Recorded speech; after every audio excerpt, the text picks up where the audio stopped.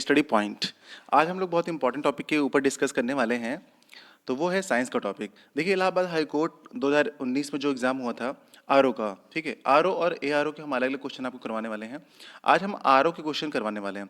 ये एग्जाम हुआ था आपका 10 जनवरी 2020 को। देखिए, वैकेंसी आई थी 2019 में, लेकिन जो एग्जाम हुआ था वो हुआ था 10 जनवरी को, ठीक है, 2020 में। और आज हम साइंस के क्वेश्चन का सोल्यूशन करवाने वाले हैं। इससे पहले मैंने आपको इंग्लिश के 50 क्वेश्चन का सोल्यूशन करा दिया है। सिर्फ आरओ का मैंने अभी कराया है और ए आरओ का इसके बाद लेकर आएंगे। ठीक क्लास। तो ये देखिए, इलाहाबाद हाई कोर्ट में जो ये पेपर हुए थे, ये 2020 में हुआ था, 10 जनवरी 2020 को हुआ था। आरओ का आप देख रहे हैं, ए आरओ का आप नीचे देख रहे होंगे, यहाँ पर ये दिख रहा है आप, ठीक है, बड़ा कर दिया। तो अब यहाँ पर आप देख रहे हैं कि ए आरओ का जो पेपर है वो 24 तारीख को हुआ था, ठीक है। तो ए आरओ का 24 तारीख को हुआ था, और उसके बाद आरओ का फिर से हुआ था जो 2016 में हुआ था, उससे पहले वो 8 जनवरी को हुआ था, ठीक है। और ए आरओ का 18 क्या हुआ था, ये 12 महीने 16 दिसंबर को हो गया था, ठीक है। और इसमें ए आर ओ का पहले हो गया था। इस बार क्या होने वाला है कि ए आर ओ का बाद में होने वाला है। और फिर उसके बाद 2014 में जो हुआ था, उसमें आर ओ और ए आर ओ का एक ही पेपर है यहाँ पर, जो 28 तारीख को हुआ था। फिर 2009 का पेपर है यहाँ पर, और उसके बाद आपको मिल जाएगा जो कंप्यूटर के क्वेश्चन हैं 2014 के, ठीक है, वो मिल जाएगा। आरजीसी का असिस्टेंट का पेपर है, ये भी मिल जाएगा। तो मतलब इतने सारे हम आपको प्रीवियस ईयर के क्वेश्चन कराने वाले हैं। तो यहाँ से आपको काफ़ी इन्फॉर्मेशन मिल जाएगी, और उनका सॉल्यूशन कराने वाले हैं, तो थोड़ा डिटेल में भी बताएंगे आपको, ठीक है। तो देखिए, प्रीवियस ईयर के क्वेश्चन से आपको आइडिया लग जाएगा, ठीक है, और जल्दी से आप देख पाएंगे, बहुत टाइम भी हम नहीं लेंगे, ठीक है। फटाफट क्वेश्चन पे चलते हैं, और वहाँ से फिर हम देखते हैं कि कितना कुछ है हमें पढ़ने के लिए, ठीक है। और एक आइडिया ये लग जाएगा कि किस टाइप के क्वेश्चन आ रहे हैं, वो हम आपको बता देंगे कि कैसे कैसे क्वेश्चन आ रहे हैं, तो आपको काफ़ी आसानी हो जाएगी। चलिए चलते हैं क्लास। देखिए, पहला क्वेश्चन है, ठीक है। हमें थोड़ा सा छोटा बड़ा करने में थोड़ी सी प्रॉब्लम आती है, तो आपको थोड़ा सा ये ट्रबल हो जाएगा क्लास, थोड़ा सा प्रॉब्लम होने वाली है, हल्की सी, ज़्यादा नहीं। क्योंकि हम ये मोबाइल है हमारे पास, तो हम इसमें थोड़ा मोबाइल से एडिट करते हैं, क्रिएट करते हैं, तो थोड़ी सी प्रॉब्लम हो जाती है। तो इसके लिए आप थोड़ा सा देख लीजिएगा। देखिए, पहला क्वेश्चन है हमारा, what are the system international units of mass length and time. तो जो दरम्यान लंबाई और समय के अंतरराष्ट्रीय प्रणाली जो एसआई सिस्टम होता है, उसमें मात्रक क्या है, ठीक है। तो ये तो बिल्कुल बचपन वाली बात हो गई कि अगर हम किसी चीज़ को वेट कर रहे हैं, ठीक है, द्रव्यमान में, ठीक है, तो उसकी एसआई यूनिट क्या होती है, किलोग्राम होती है, ठीक है। हम जब भी पढ़ते आए हैं हमेशा, अगर मास होता है तो मास को हम हमेशा एसआई में क्या लेते हैं, हम किलोग्राम लेते हैं, ठीक। और किसी चीज़ की लंबाई नापनी होती है तो हम उसको किलोमीटर में नहीं नापते हैं। अगर हम एसआई में देखेंगे, एसआई सिस्टम में, तो उसमें हम उसको मीटर में मेजर करते हैं, ठीक है। और अगर हम टाइम की बात करते हैं तो जनरली हम जो एसआई में यूनिट लेते हैं, ठीक है, एसआई अंतर्राष्ट्रीय प्रणाली में लेते हैं, उसमें हम सेकंड लेते हैं, ठीक है। तो यहाँ पे पूछा क्या गया, द्रव्यमान का पूछा गया तो किलोग्राम हो जाएगा, लंबाई का पूछा गया तो मास हो जाएगा, मतलब ठीक है, एम हो जाएगा, मीटर। और समय का पूछा गया तो आपको क्या हो जाएगा, सेकंड हो जाएगा, ठीक है। तो अब देखते हैं इसमें से कौन सा मैच कर रहा है। तो पहला देखिए क्या है, किलोग्राम मीटर सेकंड। तो यहाँ पर देखिए पहला वाला है, यही हमारा मैच कर गया, यही हमारा सही है। नीचे देखिए ग्राम दिया हुआ था, मीटर सेकंड दिया हुआ था, ग्राम हो ही नहीं सकता, मतलब पहला ही हो गया तो आप करेक्ट हो गया, ठीक है। तो आपको ये पता होना चाहिए, बेसिक बेसिक चीज़ें पता होनी चाहिए, इससे काफ़ी हेल्प मिलने वाली है। चलिए अगला क्वेश्चन देखते हैं। अगला क्वेश्चन ये है, which among of the following is the heaviest element found on the earth in terms of atomic weight. तो एटॉमिक वेट मतलब परमाणु भार। तो परमाणु भार के आधार पर पृथ्वी पर पाया जाने वाला सबसे भारी जो तत्व है, यानी कि एलिमेंट है, वो कौन सा है, आपको ये बताना है। तो ऑप्शन में देखिए, कॉपर है आपका, आयरन है, सिल्वर है और यूरेनियम है। तो आपको ये बताना है कि सबसे हैवी कौन है, ठीक। अब देखिए, सबसे हैवी इसमें क्या, सबसे ज़्यादा जिसका एटॉमिक मास होगा वही सबसे ज़्यादा हैवी होगा। तो यूरेनियम, यूरेनियम आप जानते हैं ना, इसका 92 होता है। क्या होता है, एटॉमिक नंबर, यानी कि परमाणु क्रमांक जो होता है इसका 92 होता है। और एटॉमिक मास कितना होता है, वो होता है 238, ठीक है, ये होता है 238 होता है इसका परमाणु भार। तो 238 परमाणु भार है, इसलिए क्या है, सबसे हैवीएस्ट एलिमेंट है, ठीक है, सबसे भारी एलिमेंट है कौन सा, यूरेनियम। तो यूरेनियम हमारा आंसर हो जाएगा, ठीक है। अगला क्वेश्चन देखते हैं।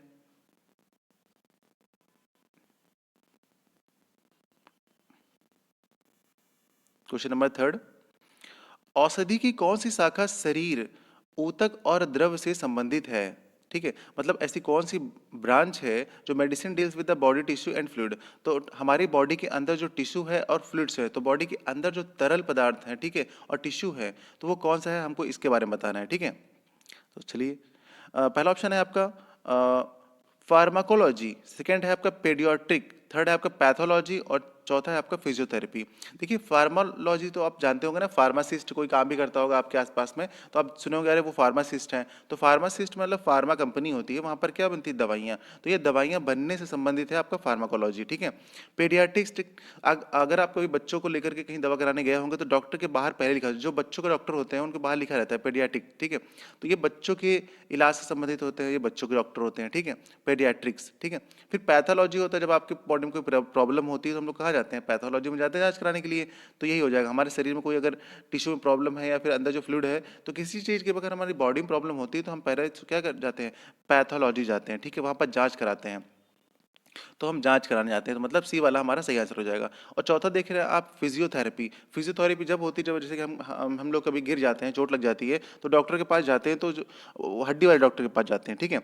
तो वो क्या करते हैं, सबसे पहले कहते हैं थोड़ा छोड़िए इनको, ठीक है चलो चलने दीजिए। तो वो चलते हैं, थोड़ा दाएं मुड़िए, थोड़ा बाएं मुड़िए, अच्छा हाथ ऊपर कीजिए। तो इससे क्या पता चल जाता है कि भाई हाँ सब कुछ ठीक है, और दिक्कत कहाँ पर आ रही है। मतलब वो हड्डियों के डॉक्टर होते हैं, वो हमारी फिजिक्स के बारे में देखते हैं कि हम ठीक ठाक चल पा रहे हैं कि नहीं चल पा रहे हैं। तो ये हो गया हमारा फिजियोथेरेपी। तो चारों के चारों ऑप्शन में से हमारा पैथोलॉजी सही हो जाएगा, क्योंकि शरीर में जो ऊतक है, और इस ऊतक मतलब टिश्यू, और उसमें जो फ्लूइड होता है उस द्रव की बात कर रहा है, ये बाहर पानी की बात नहीं कर रहा है, ठीक है। तो चलिए अगला देखते हैं।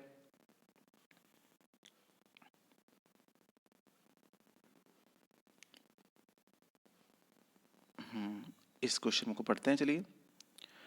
तो चलिए शुरू करते हैं। इनमें से कौन सी विधि सतह पर पिंड के मध्य घर्षण बल को बढ़ाने के लिए उचित है। तो मतलब क्या किया जाए कि आपका घर्षण बल जो है वो बढ़ जाए। तो मैं आपको पहले बताता हूँ, घर्षण बल को बोलते हैं फ्रिक्शन फोर्स, ठीक है। अब फ्रिक्शन फोर्स कब बढ़ता है, अच्छा आपने बारिश वारिश तो अक्सर देखा होगा कि जब बारिश होती है तो उसके बाद आप बाहर निकले भी होंगे तो कीचड़ हो जाता है रोड पे, आपने देखा होगा, ठीक है। जहाँ पर मिट्टी होती है वहाँ पर कुछ चिकनापन ज़्यादा हो जाता है, ठीक है। तो वहाँ पर आप अगर पैदल जा रहे हैं तब तो फिसलने का डर होता ही है, अगर आप साइकिल और बाइक से हैं तब तो बहुत चांसेस बढ़ जाते हैं, ठीक है। गिरना तो है ही अगर आप वहाँ पर थोड़ा सा भी लापरवाही बरतें तब, ठीक है। तो यहाँ पे देखिए होता क्या है, जितनी रोड खुरदरी होती है अगर वहाँ पर गिर जाते हैं तो आपको छिल जाता है।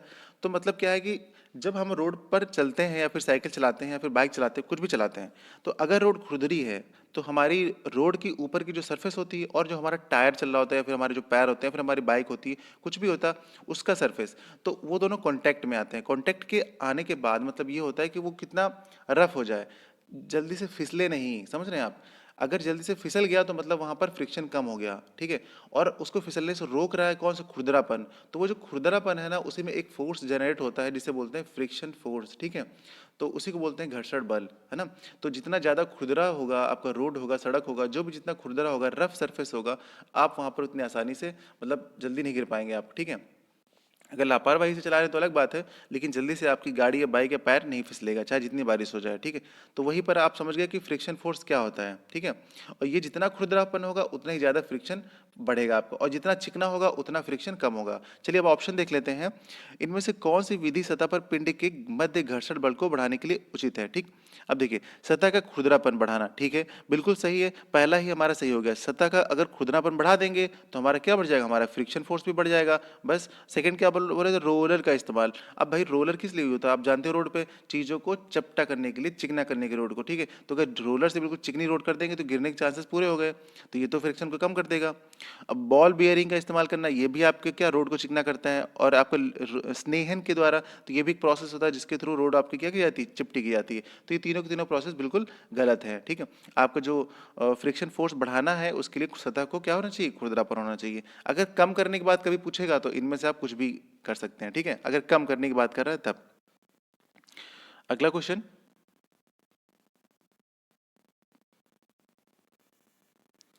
देखिए, इस क्वेश्चन में देखते हैं। आप जानते हैं ना सरौते की कार्य प्रणाली, सरौता मतलब नट क्रैकर, जो नट क्रैकर होता है उसकी कार्य प्रणाली में निम्नलिखित में से किस प्रकार के उत्तोलक का इस्तेमाल किया जाता है, ठीक है। तो देखिए यहाँ पे दिया है, अगर आप हिंदी मीडियम पढ़े होंगे तो थ्री वन का उत्तोलक ऐसे दिया जाता है, अगर आप इंग्लिश मीडियम से हैं तो क्लास वन, इसको लीवर बोलते हैं, लीवर, ठीक है। तो क्लास वन का लीवर है, क्लास टू का और क्लास थ्री का, ये लीवर होते हैं, ठीक है। ये किस कैटेगरी में रखे जाते हैं, ठीक।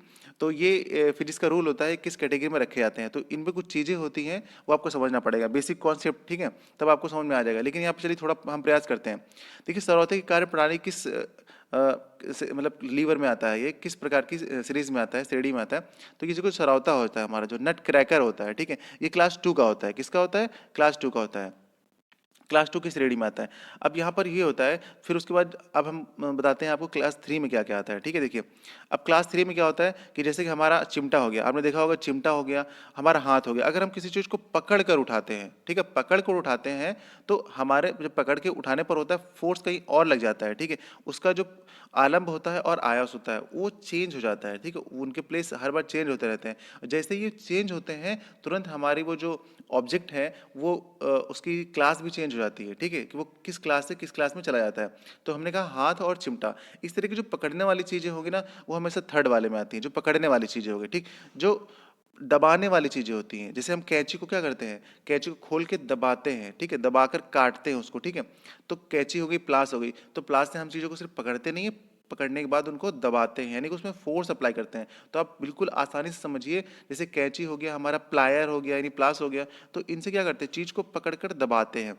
जब चीज़ को पकड़कर दबाते हैं, उसमें फोर्स ज़्यादा अप्लाई करते हैं, तो वो श्रेणी 1 में आता है, ठीक है? 1 कैटेगरी का लीवर हो जाता है, ठीक? जब हम चीज़ों को सिर्फ पकड़ कर उठाते हैं नॉर्मल तरीके से, उतना फोर्स लगाते हैं कि चीज़ उठ जाए, तो वो हमारा थर्ड में आता है, ठीक है? और सरौते में क्या होता है कि हम दबाने के साथ साथ उसको तोड़ते भी हैं कुछ, ठीक है? कम फोर्स लगे पर काम ज़्यादा हो जाए। अब आप जानते हैं ना सुपारी कितनी हैवी हार्ड होती है, फिर उसको भी सरौता आसानी से काट देता है। तो ये हमारा किस में आता है, सेकंड में आता है, ठीक है? चलिए अगला देखते हैं। विटामिन, ठीक है?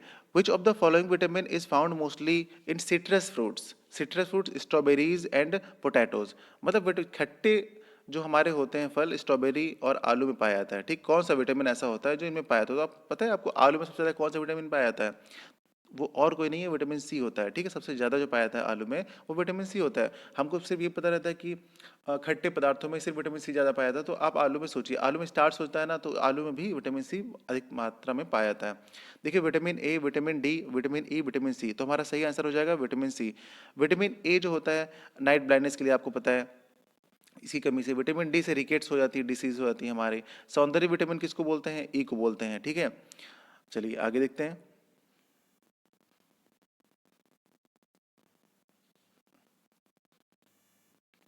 अब देखिए लिटमस पेपर के बारे में, ठीक है? पढ़ते हैं किसके बारे में, लिटमस पेपर के बारे में। देखिए, a litmus paper is test is conducted for solutions first, second and third respectively with the following result. हमको बताना है इनका रिजल्ट करके, फिर उसके बाद हमको 4 ऑप्शन दिए गए हैं, ठीक? नीचे देखिए, पहला पॉइंट ये है कि लिटमस टर्न रेड, यानी कि लिटमस लाल हो गया। अच्छा, कब लिटमस लाल होता है, ठीक है? देखिए, आज कॉन्सेप्ट क्लियर हो जाएगा, एसिड बेस का चैप्टर का है ये, ठीक है क्वेश्चन। देखिए, जो एसिड होता है ना, वो हमारे लिटमस को क्या कर देता है, ब्लू लिटमस को किस में कर देता है, रेड में कर देता है। कौन करता है? एसिड करता है, ठीक है? ध्यान दीजिएगा, जो एसिड है वो किस में कन्वर्ट कर देता है, रेड में कन्वर्ट कर देता है, ठीक है? फिर जो बेस होता है हमारा, लिटमस ब्लू हो गया, ठीक है? तो सेकंड वाला हमारा क्या है, बेस। बेस को एल्कली भी बोलते हैं, ठीक है? तो जो बेस होता है हमारा, तो बेस किस में कन्वर्ट कर रहा है, बेस हमारा कर रहा है ब्लू में कन्वर्ट, ठीक है? एसिड करता है रेड में, बेस करता है ब्लू में, किसको, लिटमस पेपर को, ओके? और जो हमारा नीचे आप देख रहे हैं, litmus did not change colour, ठीक? तो ये हमारा जो कलर चेंज नहीं करता है, ये न्यूट्रल हो जाता है, कि कलर बिल्कुल चेंज नहीं होता है, ठीक? तो यहाँ पर आप देख रहे हैं कि न्यूट्रल जब होगा आपका सॉल्यूशन, तो वो कुछ भी कलर नहीं चेंज करेगा। न्यूट्रल होगा तो वो नो चेंज करेगा, ठीक? कोई भी चेंज वहाँ पर नहीं होगा, ठीक? No change. तो अब आप देख लीजिए, इसके ऑप्शन हम देखते हैं और इससे आपको पता चल जाएगा आसानी से। देखिए, ठीक, मैंने आपको बता दिया कॉन्सेप्ट, अब आप इसी हिसाब से देख लीजिए। पहला क्या बता रहे हैं, जो आपका सॉल्यूशन है वो पहला एसिडिक है, मैंने कहा पहला एसिडिक है, सेकंड एल्कली है, सेकंड बेस है आपका, और थर्ड क्या है, न्यूट्रल मतलब उदासीन है। तो ये तो पहला पॉइंट ही आपका करेक्ट हो गया, ठीक है? पहला ही करेक्ट हो गया, आगे हमको बढ़ने की जरूरत ही नहीं है। अगर ऑप्शन सेकंड आप देखते हैं तो देखिए क्या लिखा हुआ है, सॉल्यूशन फर्स्ट इज एसिडिक लेकिन second is neutral. Second neutral कैसे हो जाएगा भाई, सेकंड में तो ब्लू कलर चेंज हो रहा था, तो ये तो गलत हो जाएगा, मतलब पहला ही सही हो गया। अब आगे हम नहीं देखते हैं, ठीक है? चलिए अगला क्वेश्चन देख लेते हैं। फर्जी में वीडियो लंबा हो जाएगा और फिर लोग कहेंगे बोर कर रहे हैं सर, ठीक है? चलिए इसको देखते हैं।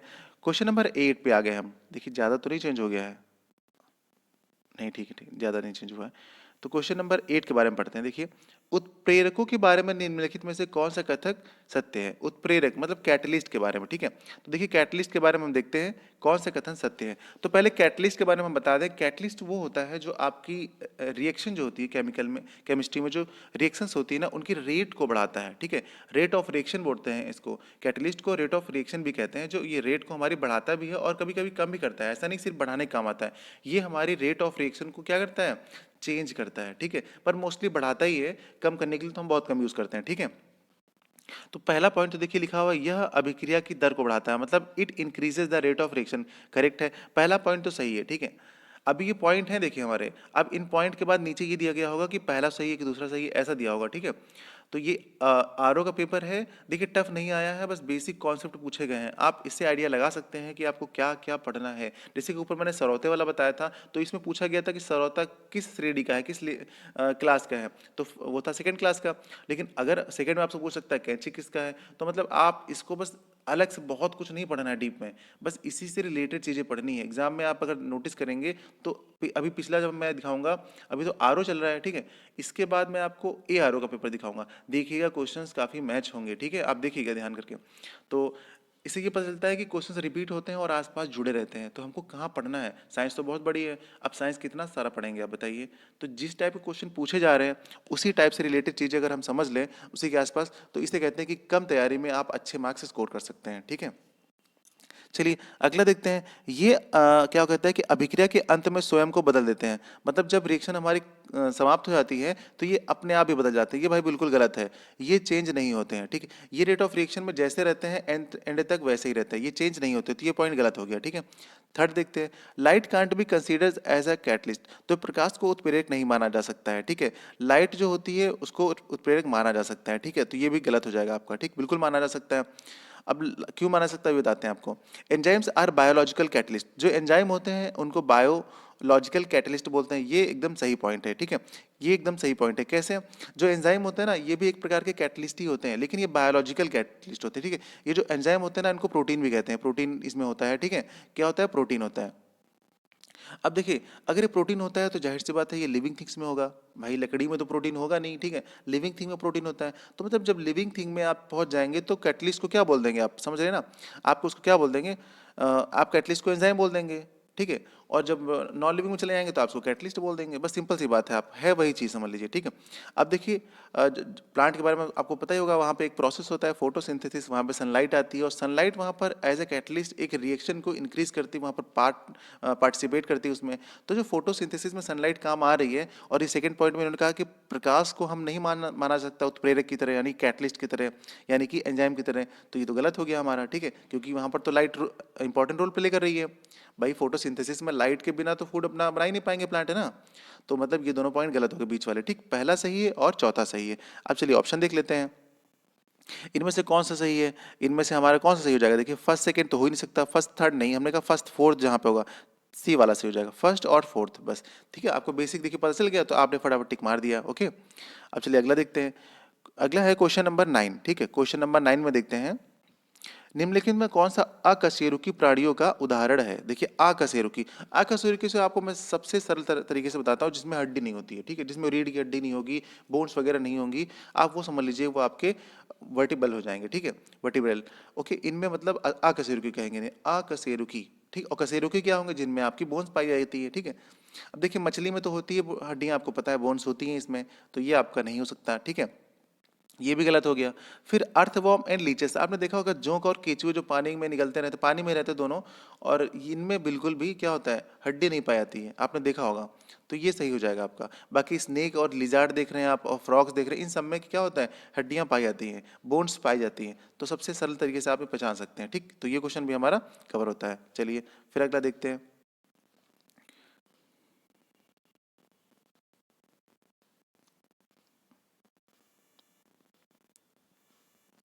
देखिए हर एक पार्ट से क्वेश्चन पूछ रहे हैं एग्जाम में, ठीक है। अब देखिए नर्वस सिस्टम से भी आ गया है क्वेश्चन, ठीक है। मस्तिष्क का कौन सा भाग अलग अलग कार्यों के लिए जिम्मेदार होता है, जैसे हलचल, स्पर्श, दृष्टि, श्रवण और विचार, ठीक है। आप कोई हलचल करते हैं, आप कुछ चीजें स्पर्श करते हैं, छूते हैं, या फिर आप कुछ देखते हैं, आप कुछ सुनते हैं, आप कुछ सोचते हैं, तो इन सब चीजों के लिए कौन जिम्मेदार होता है। ऑप्शन आपके सामने दिया हुआ है, क्या आपका वो सेरेबलम होता है, क्या आपका ब्रेन स्टेम होता है, क्या आपका कॉर्टेक्स होता है, क्या आपका थैलेमस होता है। इन चारों में से क्या होता है। देखिए सेरेबेलम है, एक होता है सेरिब्रम, ठीक है, ठीक। एक सेरिबेलम है आपका, सेरिब्रल होता है, ठीक है। तो सेरिब्रल जो होता है, सेरिब्रल कॉर्टेक्स बोलते हैं उसको पूरा, ठीक है। तो सी वाला जो आप देख रहे हैं इसी के अंतर्गत ये सारी की सारी चीजें नोट की जाती हैं। तो सेरिब्रल कॉर्टेक्स, ठीक है। तो जो कॉर्टेक्स होता है इसको शॉर्ट में कॉर्टेक्स भी बोल देते हैं। तो यहाँ पर देखिए आप से दो होते हैं ना, एक, और ये हमारे मस्तिष्क का जो है ना सबसे बाहरी भाग होता है, ठीक है। जो आप देख रहे हैं सेरिब्रल कॉर्टेक्स है, ये हमारे मस्तिष्क का सबसे बाहरी भाग होता है। और जो थैलमस होता है, ये हमारा अगर सर देखें ऐसे बना होता है हमारा सर, तो ये आगे आपका मतलब ये ऐसे करके बना होता है, ठीक है, ऐसे करके।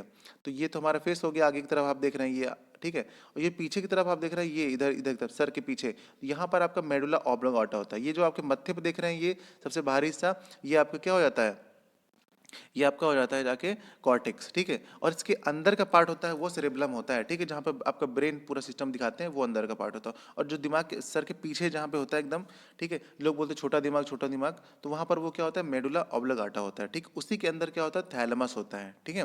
तो ये सब चीज़ें ऐसे होती हैं। आप एक बार ब्रेन वाला चैप्टर मतलब नर्वस सिस्टम को थोड़ा सा आप पढ़ लीजिएगा, तो वहाँ से क्वेश्चन बिल्कुल आसान पूछे जाते हैं। अगर आप पढ़ लेंगे तो आपको काफ़ी आइडिया लग जाएगा। अगला क्वेश्चन देखते हैं क्लास। यदि ट्रांसफार्मर की प्राथमिक कुंडलन में तार का घुमाव द्वितीयक कुंडलन कुंडलन की तुलना में ज्यादा हो जाता है, तब क्या होता है? तो देखिए ऑप्शन पढ़ने से पहले आपको मैं थोड़ा बता देता हूं इसके बारे में। ट्रांसफार्मर अगर है आपके पास तो उसमें प्राइमरी वाइंडिंग और सेकेंडरी वाइंडिंग, ठीक है। तो एक आपकी है ये प्राइमरी वाइंडिंग और एक है आपकी ये सेकेंडरी वाइंडिंग, ठीक है। तो प्राइमरी वाइंडिंग में ये क्या कह रहे हैं कि ज्यादा से ज्यादा जो है वायर को घुमाया गया है, ठीक है, प्राइमरी में एज कम्पेयर टू सेकेंडरी। तो सेकेंडरी में कम घुमाया गया और प्राइमरी में ज़्यादा घुमा दिया। तो जिसमें ज़्यादा घुमा दिया गया ना उसका वोल्टेज ज़्यादा हो जाएगा। तो मतलब क्या है कि जो सेकेंडरी का वोल्टेज हो गया एज कम्पेयर टू फर्स्ट वाली जो हमारी प्राइमरी वाइंडिंग है, इसमें कम हो गया। मतलब इसमें जो वोल्टेज है ये कम हो गया है, माइनस हो गया, और इसमें थोड़ा प्लस हो गया। इसको हम ऐसे बता रहे हैं आपको, ठीक है। तो इसमें हो गया ज़्यादा, किसमें, प्राइमरी वाले में, क्योंकि इसमें घुमाव ज़्यादा कर दिया गया। तो अब वो जो सेकेंडरी वाली थी उसमें थोड़ा कम हो गया है। तो ये पूछ रहे हैं कि अब यहाँ पर क्या इफेक्ट पड़ेगा अगर आपका ट्रांसफार्मर है उसमें प्राइमरी कुंडली को ज़्यादा तार से घुमा दिया गया सेकेंडरी की तुलना में, तो क्या इफेक्ट पड़ेगा? तो भाई इफेक्ट ये पड़ेगा कि करंट की स्पीड जो है ना, करंट जो आपकी होगी अल्टरनेटिंग करंट यानी कि एसी, वो बढ़ जाएगी। बस आप इतना समझ लीजिए, ठीक। जो धारा का मान होगा वो बढ़ जाएगा, ठीक। आप इतना ध्यान रख लीजिए। अब चलिए आपको बताते हैं, देखिए ऑप्शन में क्या क्या है। प्राथमिक की तुलना में, पहला ऑप्शन देखिए आप, ये वाला, प्राथमिक की तुलना में द्वितीयक पर आउटपुट वोल्टेज ज्यादा होता है और इसके परिणामस्वरूप धारा बढ़ती है, ठीक। अब देख रहे हैं द्वितीयक पर बोल रहे हैं ना, ये बोल रहे हैं सेकेंडरी पर वोल्टेज ज्यादा होता है, ऐसा तो नहीं हो सकता। मैंने कहा था जिस पर तार ज्यादा मोड़ा गया है उसका वोल्टेज ज्यादा होगा, तो ये तो प्राइमरी पर हो रहा है, तो ये पॉइंट भी गलत हो गया। दूसरा पॉइंट देखते हैं। दूसरा पॉइंट ये है कि प्राथमिक की तुलना में द्वितीयक पर आउटपुट वोल्टेज ज्यादा होता है, ये ठीक है। इसके परिणामस्वरूप धारा घटती है, ये गलत हो गया, ठीक है। सेकेंडरी पर वोल्टेज तो ज्यादा है, ठीक है, लेकिन धारा यहाँ पर घट रही। मैंने क्या क्या कहा था, धारा जो है करंट है वो बढ़नी चाहिए, तो ये वाला पॉइंट भी आप यहाँ पर नहीं कह सकते हैं। चलिए आगे देखते हैं और ऑप्शन देखते हैं इसके क्या क्या है। अगले ऑप्शन में देखिए क्या लिखा हुआ है, थर्ड वाला ऑप्शन देखते हैं, वाला क्या है। ये सही नहीं है, मैंने बताया है इसको, ठीक है। प्राथमिक की तुलना में द्वितीयक पर आउटपुट वोल्टेज कम हो जाता है और इसके परिणामस्वरूप धारा घटती है, तो ये तो बिल्कुल ही गलत हो गया। भाई धारा घट रही है, ठीक है, तो गलत हो सकता है। चौथा देखिए क्या लिखा, प्राथमिक की तुलना में द्वितीयक पर वोल्टेज आउटपुट कम हो जाता है, तो मतलब पहले में आउटपुट वोल्टेज ज्यादा है और दूसरे में आउटपुट वोल्टेज क्या होता है, कम हो जाता है। मैंने कहा था पहले में आउट वोल्टेज ज्यादा हो जाएगा, दूसरे में कम, तो यहाँ पर दूसरे में जो आउटपुट वोल्टेज है वो क्या हो जाएगा, कम हो जाएगा। और इसके परिणाम स्वरूप होता क्या है कि धारा जो है वो बढ़ती है। आप देख रहे हैं धारा बढ़ती है, मतलब करंट जो है वो क्या हो रही है, इंक्रीज हो रही। This is the right answer, ठीक है। तो उम्मीद करता हूँ आपको ये समझ में आया होगा। आप ये देखिए पूरा का पूरा आंसर है, आप यहाँ पढ़ लीजिएगा। अब नेक्स्ट क्वेश्चन देखते हैं।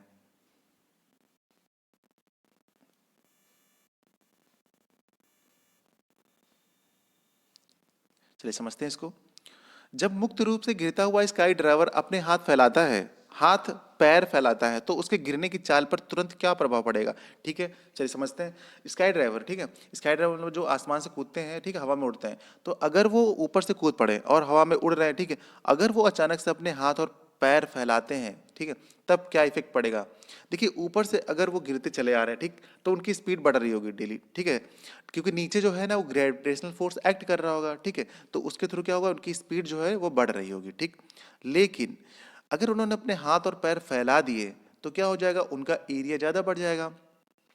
एरिया ज़्यादा बढ़ जाएगा तो नीचे जो ग्रेविटेशनल फोर्स होगा, अब उसके अपोजिट एक फोर्स एक्ट करने लगेगा ऊपर की ओर। भाई ये नहीं कह रहा हूँ कि वो हवा में अटक जाएंगे, मतलब गिरेंगे तो है ही, वो गिरना तो है, आप ट्राई मत कीजिएगा, ठीक, गिर तो जाएंगे ही। लेकिन हम ये कह रहे हैं कि उसका थोड़ा सा जो है एरिया बढ़ जाएगा। थोड़ा एरिया बढ़ जाएगा तो उस पर ग्रेविटेशनल फोर्स जो होगा ना थोड़ा सा कम हो जाएगा, ठीक है। जब ग्रेविटेशनल फोर्स थोड़ा कम हो जाएगा तो उसकी स्पीड जो है गिरते समय थोड़ी सी कम हो जाएगी, ठीक है। ठीक, इसका मतलब यही है सीधा सीधा। अब वो क्योंकि स्काई ड्राइवर है, पूरा का पूरा एक इंसान है, तो वो पूरा ये नहीं कह सकता हूँ कि हवा में ही उड़ता रहेगा, ठीक, गिरेगा तो है ही नीचे, बट उसकी स्पीड थोड़ी कम हो जाएगी। चलिए अब समझते हैं। गुरुत्वाकर्षण बल की तुलना में जो कर्षण है, कर्षण मतलब जो अपोजिट फोर्स काम कर रहा था उसके बारे में बता रहे हैं, तो वो कर्षण ज्यादा होने के कारण उसकी चाल बढ़ जाएगी। चाल तो बढ़ ही नहीं सकती भाई, चाल तो थोड़ी सी कम हो जाएगी, ठीक है, तो ये वाला तो ऑप्शन हो नहीं सकता। अगला देखते हैं। कर्षण गुरुत्वाकर्षण बल के बराबर होने के कारण उसकी चाल घट जाएगी। ये इसके बिल्कुल बराबर हो जाएगा और इसकी चाल क्या हो जाएगी, घट जाएगी, ठीक, चाल घट जाएगी। ये वाला आपका ऑप्शन बिल्कुल सही हो जाएगा, ठीक है, क्योंकि ये कम हो जाएगी। अब देखिए, यही हमारा राइट आंसर हो गया, ठीक है। बी वाला जो है राइट आंसर हो गया, क्योंकि चाल घट रही है और जो ये अपोजिट फोर्स लग रहा है उसमें ड्रैग फोर्स लग रहा है, ग्रेविटेशनल फोर्स के क्या हो जाएगा, इक्वल हो जाएगा और वो उसकी स्पीड को कम कर देगा। थर्ड में देखिए क्या लिखा हुआ था कि कर्षण और गुरुत्वाकर्षण कर्षण बल के बराबर होने के कारण उसकी चाल बढ़ जाएगी। चाल कैसे बढ़ जाएगी भाई, ये तो अपोजिट में काम कर रहा है, समझ लीजिए ये बिल्कुल फ्रिक्शन फोर्स की तरह काम कर रहा है, जैसे मैंने बताया था ना रोड के लिए, वैसे ये ऊपर से नीचे गिरती हुई बॉडी के लिए है, ठीक है।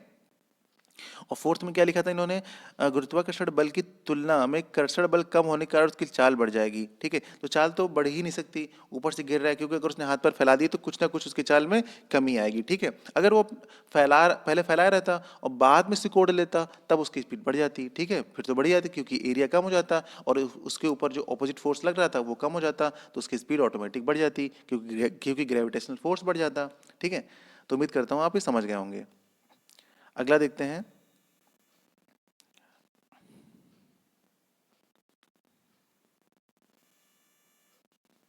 देखिए अगला क्वेश्चन है, थोड़ा लॉजिकल क्वेश्चन है, ठीक है, थोड़ा समझने वाला है, ठीक, ध्यान से समझिएगा। एलेक्स कहता है कि चंद्रमा का द्रव्यमान उसके वर्तमान द्रव्यमान से 2 गुना है, तो पृथ्वी और चंद्रमा के मध्य का बल 2 गुना होता है, ऐसा इन्होंने कहा, ठीक है। पृथ्वी और चंद्रमा की बात कर रहे हैं, ठीक, मतलब आप नीचे हैं और ऊपर, तो तुलना कर रहे हैं कि भाई अगर उसका मास 2 गुना होगा, किसका, वर्तमान चंद्रमा का, तो आप देख रहे हैं कि पृथ्वी का भी 2 गुना हो जाता है, वहां पर बल जो फोर्स है वो 2 गुना लगता है। इन्होंने ऐसा कहा है, किसने, एलेक्स ने। तो वहीं पर सेकेंड कंडीशन ये है कि ट्रेसी कहती है कि यदि चंद्रमा पृथ्वी से आधी दूरी पर है, ठीक, उनके बीच की दूरी अगर आधी है, तो उनके बीच का जो गुरुत्वाकर्षण बल है यानी ग्रेविटेशनल फोर्स है वो 4 गुना हो जाता है, ठीक है। तो दोनों में से कौन सही है, तो देखिए एक फॉर्मूला होता है, आपने पढ़ा होगा, न्यूटन ने दिया था, एफ इज इक्वल टू होता है जी, ठीक है। M1 यहाँ पर मास है और M2 भी यहाँ पर मास है, और नीचे क्या होता था, आर स्क्वायर, ठीक है, आपने देखा होगा ये नीचे होता है आर स्क्वायर, ओके। तो ये आपका फोर्स हो गया, जी हो गया, यहाँ पर ग्रेविटेशनल कांस्टेंट हो गया, M1 और M2 यहाँ के इसके मास थे, हमारे जो पिंड होते हैं वहाँ पर जो बॉडी होती है, जो ऑब्जेक्ट्स होते हैं उनके ये मासेस हैं, ठीक है। और आर स्क्वायर क्या है, यहाँ से वहाँ तक की दूरी है, मतलब इसे हम रेडियस कह सकते हैं, ठीक है। ये डिस्टेंस है यहाँ पर, ठीक है, इसको हम डिस्टेंस यहाँ पर डिनोट करते हैं, तो ये डिस्टेंस है, आर यहाँ पर डिस्टेंस है। अब देखिए जो एफ है यहाँ पर, ठीक है, जो एफ है आपका, ये किसके है, डायरेक्टली प्रोपोर्शनल टू क्या है, मास के, ठीक है। और जो आपका एफ है, एफ को हम क्या लिख सकते हैं, एम जी लिख सकते हैं, ठीक, एफ को एम जी लिख सकते हैं, ओके। तो एम जी लिख सकते हैं, तो एम जी की जगह हम डायरेक्ट उसको एम लिख देते हैं, ठीक है, डायरेक्ट उसको हम लिख देते हैं जी, ग्रेविटेशनल फोर्स, ठीक। और ये किसके इक्वल में, 1/r के, ठीक, आप देख रहे हैं आर स्क्वायर के, तो ये इसके इक्वल नहीं है, सॉरी, इसको हम इक्वल नहीं कह सकते हैं, इक्वल लिख देंगे तो हमको कांस्टेंट लाना पड़ेगा, ये है इसके इनवर्सली प्रोपोर्शनल, ठीक है, इनवर्सली प्रोपोर्शनल है, ठीक है, आप समझ रहे हैं, ये आर स्क्वायर है। तो अब आप देखिए, यहाँ पे आपने पढ़ा होगा ये एकेडमिक क्लासेस में, तो ये F is directly proportional to हमारा क्या है, एम है, ये मास के, ठीक है, ये है हमारा मास के डायरेक्टली प्रोपोर्शनल। मतलब इन्होंने ये कहा कि अगर हम मास को 2 टाइम्स करते हैं, ठीक है, अगर मास को हम 2 टाइम्स कर रहे हैं तो हमारा फोर्स भी 2 टाइम्स हो रहा है, तो सही बात है, क्योंकि जितना मास आप बढ़ाएंगे उतना ही फोर्स बढ़ेगा, क्योंकि ये डायरेक्टली प्रोपोर्शनल है ना। अगर इन्वर्सली होता तो आप जितना बढ़ाते उतना कम होता, लेकिन डायरेक्टली प्रोपोर्शनल में क्या होता है कि आप जितना इसका मान बढ़ाएंगे उतना ही इसका मान बढ़ेगा, ठीक, दोनों की वैल्यू बिल्कुल बराबर बढ़ती है, ठीक है। आप अगर एक को कुछ बढ़ाएंगे तो दूसरा भी आपका बढ़ जाएगा, ठीक है। तो चलिए ये तो आपको समझ में आ गया होगा, ठीक है। अब देखिए इसको समझते हैं आगे। हम्म, अब आपको बताते हैं इसके बारे में, एम जी, ठीक है। तो जो हमारा जी था, जी के बारे में मैं बता रहा हूँ आपको, आर स्क्वायर, ठीक, कुछ ऐसा था। अब यहाँ पे ये कह रहे हैं कि डिस्टेंस आधी हो गई है। क्या हो गई? डिस्टेंस आधी हो गई। तो आधी की जगह पे आप नीचे क्या करोगे? नीचे करोगे आप इसको हाफ करके ऐसे लिखोगे, आप इसका लगाओगे स्क्वायर, ठीक है। आप इसको स्क्वायर लगा दोगे। जब आप इसको सॉल्व करोगे तो ये क्या हो जाएगा? सॉल्व के बाद ये ऊपर 4 आ जाएगा भाई, नीचे 4 होगा, फिर इसको आप ऊपर लाओगे तो ऐसे यहाँ पे 4 आ जाएगा, ठीक है। तो मतलब जी की वैल्यू क्या हो जाएगी आपकी? जी की वैल्यू हो जाएगी आपकी 4 आ जाएगी, ठीक है।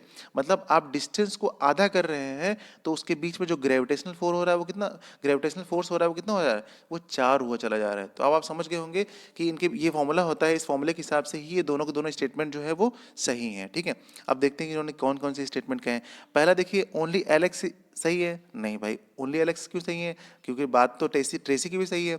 ओनली ट्रेसी सही, ये भी सही नहीं है। एलेक्स और ट्रेसी दोनों सही हैं, बिल्कुल सही। सी वाला हमारा हो जाएगा, क्योंकि दोनों लोग सही हैं, दोनों ने अपनी बात कही है और अलग अलग तरीके से सही कही, लेकिन है दोनों की बात एकदम सही।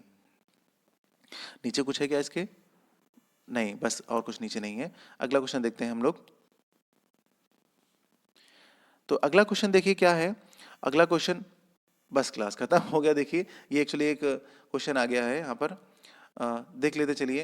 निम्नलिखित में कौन सा एक गैर भारतीय धर्म है? तो गैर भारतीय धर्म तो हमको पता है कि बुद्धिज्म जो है, बौद्ध धर्म है, वो भी अपने ही भारत में है। जैन धर्म भी अपने भारत में है। यहूदी धर्म जो है ये बिल्कुल अपने यहाँ का नहीं है, ठीक है। और हिंदू भी है, ठीक है, ये अपने यहाँ का है। तो मतलब ये तो आप देखते ही बता देंगे। देखिए कितना आसान क्वेश्चन आया था, ये धर्म से आया था, लेकिन हर बार इतना आसान नहीं आता है, कुछ भी आ सकता है। पेपर बहुत डीप में नहीं होता है, एक नॉर्मल नॉलेज के ऊपर होता है, अगर आप चीज़ों को देखते हैं तो। इसके ऊपर तो मैंने नहीं बनाया है। अगर आपको ये वीडियो चाहिए इसके ऊपर भी, कि ये जनरल नॉलेज वाला भी, तो आप बताइएगा, हम ये वाला वीडियो भी लेकर आएंगे। अभी हम साइंस के क्वेश्चन आपको करवा रहे हैं, ठीक है। तो साइंस के पहले हम अभी आर का कराएं, फिर ए का कराएंगे, फिर इसके पिछले वाला जो 2016 में हुआ था आर और ए उसको कराएंगे। पहले सारे आर के साइंस के क्वेश्चन कराएंगे। जब वो खत्म हो जाएंगे तो फिर आपके हम ये वाले क्वेश्चन कराएंगे, ठीक है। लेकिन अगर आपको बीच में जल्दी चाहिए तो हम दो दो वीडियो भी आपको दे सकते हैं। आप हमें डिस्क्रिप्शन में जरूर कमेंट करिएगा कि अगर आपको चाहिए तब, ठीक है क्लास। उम्मीद करते हैं आपको वीडियो पसंद आया होगा। अगर पसंद आया तो मेरे चैनल को लाइक कीजिए, शेयर कीजिए और सब्सक्राइब कीजिए। मिलते हैं अगले वीडियो में सॉल्यूशन के साथ। जब तक आपसे पढ़िएगा और भी कुछ पढ़ते रहिएगा, रिवाइज जरूर करते रहिएगा, ठीक है क्लास। जय हिंद, जय भारत।